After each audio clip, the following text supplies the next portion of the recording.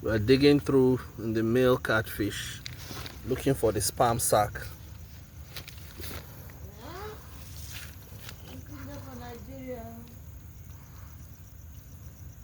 It's my thought, it's very level.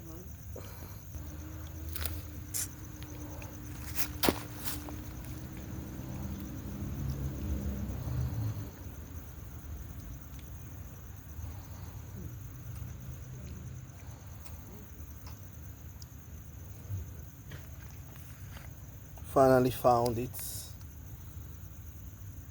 Has opening up the fish some more. This is basically like doing surgery, and that is what it looks like.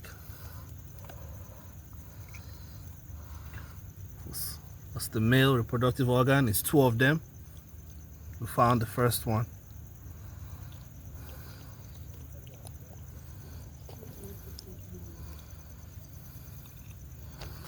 That's the second one.